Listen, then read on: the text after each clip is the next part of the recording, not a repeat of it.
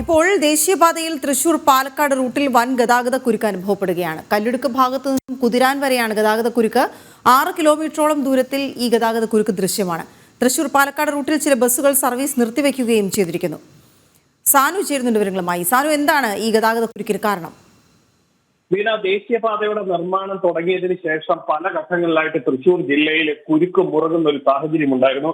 കഴിഞ്ഞ കുറച്ച് ദിവസങ്ങളായിട്ട് ഇത് സമാന സ്ഥിതിയാണ് തുടരുന്നത്. അതേപോലെ തന്നെ പാലിയേക്കര ടോൾ പിരിവ് നിർത്തുന്നതിന് വേണ്ടിയിട്ടുള്ള നിർദ്ദേശം പോലും കളക്ടർ നൽകുന്ന ഒരു സാഹചര്യം ഉണ്ടായിരുന്നു. അതിനുശേഷമാണ് കഴിഞ്ഞ 2 ദിവസം അവധിയാണ്. അവധി കഴിഞ്ഞ് തിങ്കളാഴ്ചയായിട്ടുള്ള ഇന്ന് രാവിലെ മുതൽ വലിയൊരു ഗതാഗത കുരുക്കാണ് തൃശൂർ ജില്ലയുടെ പല ഭാഗത്തും അനുഭവപ്പെടുന്നത്. അതായത് തൃശൂർ ജില്ലയിലെ പാലിയേക്കര ടോൾ പ്ലാസയിൽ അടക്കം വാഹനങ്ങളുടെ നീണ്ട നിര അനുഭവപ്പെടുന്നുണ്ട്. അതേപോലെ തന്നെ തൃശൂർ പാലക്കാട് റൂട്ടിൽ കല്ലിടുക്ക് ഭാഗത്തു നിന്നും കുതിരാൻ വരെയുള്ള പ്രദേശത്ത് 6 കിലോമീറ്റർ ദൂരത്ത് കഴിഞ്ഞ 4 മണിക്കൂറായിട്ട് ഗതാഗത കുരുക്ക് രൂക്ഷമാണ്. അതായത് ഓഫീസുകളിലേക്ക് അടക്കം പോകേണ്ടവർ മണിക്കൂറുകളായിട്ട് ഈ കുരുക്കിൽ അകപ്പെടുന്ന ഒരു സാഹചര്യമുണ്ട്. അതേപോലെ തന്നെ അവശ്യ സർവീസ് ആയിട്ടുള്ള ആംബുലൻസ് അടക്കം ഈ കുരുക്കിൽ പെട്ടുകിടക്കുന്ന ഒരു സാഹചര്യം ഇവിടെ നിലനിൽക്കുന്നുണ്ട്. അതേപോലെ തന്നെ ഈ പാലിയേക്കര ടോൾ പ്ലാസയിലും മണിക്കൂറുകൾ നീണ്ട ഏകദേശം 2 മണിക്കൂർ പിന്നിട്ടിരിക്കുകയാണ് ഇവിടുത്തെ ബ്ലോക്ക്. അതേപോലെ തന്നെ ഇന്നലെ വൈകിട്ട് പെയ്ത അതിരൂക്ഷമായ മഴയെ തുടർന്ന് ദേശീയപാതയിലെ പല ഭാഗങ്ങളിലും വലിയ ഗർത്തം രൂപപ്പെട്ടിരുന്നു.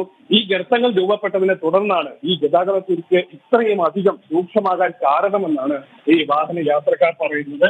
അതേപോലെ തന്നെ ഇതിലൊരു അടിയന്തര നടപടി ഉണ്ടാവണമെന്നും യാത്രക്കാർ ആവശ്യപ്പെടുന്നുണ്ട്. 4 മണിക്കൂറിലധികമായിട്ട് കുതിരാനിലും അതേപോലെ തന്നെ പാലിയേക്കര ടോൾ പ്ലാസയിലും അടക്കം വാഹനങ്ങൾ പെട്ടുകിടക്കുന്ന ഒരു സാഹചര്യമാണുള്ളത്.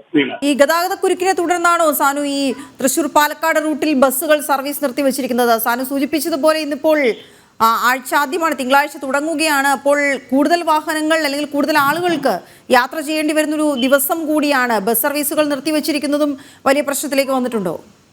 തീർച്ചയായിട്ടും സ്വകാര്യ ബസ്സുകളാണ് പ്രധാനമായിട്ടും ഈ സർവീസ് നിർത്തിവെക്കുന്ന ഒരു സാഹചര്യത്തിലേക്ക് പോയിരിക്കുന്നത്. അതായത് മണിക്കൂറുകൾ ബ്ലോക്കിൽ പെട്ടുകിടക്കുക, തുടർന്ന് അവർക്ക് സർവീസ് നടത്താൻ കൃത്യമായിട്ട് സർവീസ് നടത്താൻ സാധിക്കാതെ വരിക, ഇന്ധന നഷ്ടം ഉണ്ടാവുക, സമയനഷ്ടം ഉണ്ടാകുക, നടുനഷ്ടം ഉണ്ടാകുക, ഇങ്ങനെ പല പ്രശ്നങ്ങൾ ഉണ്ടായതിനെ തുടർന്നാണ് ഈ സ്വകാര്യ ബസ് ജീവനക്കാർ അല്ലെങ്കിൽ സ്വകാര്യ ബസ് ഓണേഴ്സ് അടക്കം ഈ സർവീസ് നിർത്തിവെക്കുന്ന ഒരു സാഹചര്യത്തിലേക്ക് നീങ്ങിയിരിക്കുന്നത്. അവർക്ക് ലാഭമല്ല, മറിച്ച് ഈ ബ്ലോക്ക് തുടർച്ചയായിട്ട് ഉണ്ടാകുന്നത് പോലെ തങ്ങൾക്ക് വലിയ നഷ്ടമാണ്, സാമ്പത്തിക നഷ്ടമാണ് ഉണ്ടാവുന്നതെന്ന് പറഞ്ഞുകൊണ്ടാണ് ഈ സ്വകാര്യ ബസ് സർവീസുകൾ അതും നിർത്തിവെക്കുന്ന ഒരു സാഹചര്യത്തിലേക്ക് നീങ്ങുന്നത്. അതേപോലെ തന്നെ കഴിഞ്ഞ ദിവസം പാലിയേക്കര ടോൾ പ്ലാസയിലുള്ള ഗതാഗത കുരുക്കിനെ തുടർന്ന് അവിടെ യൂട്ടേൺ എടുക്കുന്ന ഒരു സംവിധാനം ഈ ദേശീയപാത അതോറിറ്റി അടച്ചു പൂട്ടിയിരുന്നു.